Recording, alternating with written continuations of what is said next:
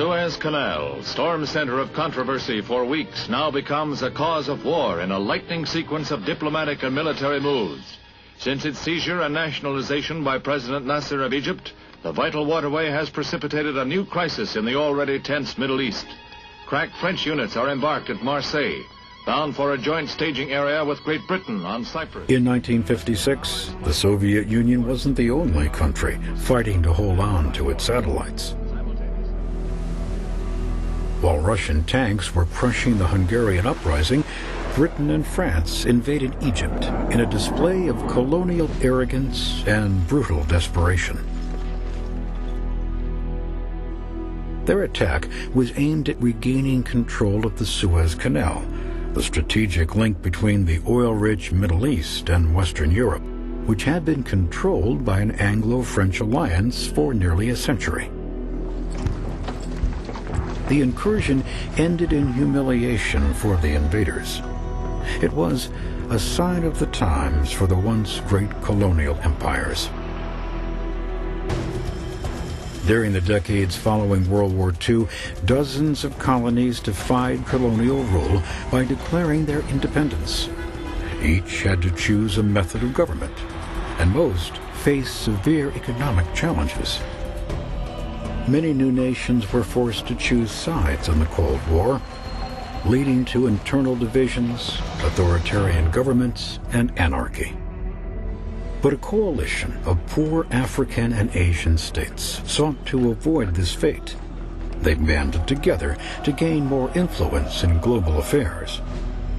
When leaders of the non-aligned movement met in Bandung, Indonesia in 1955, they represented 2/3 of the world's population. It is a new departure in the history of the world that leaders of Asian and African peoples can meet together in their own countries to discuss and deliberate upon matters of common concern.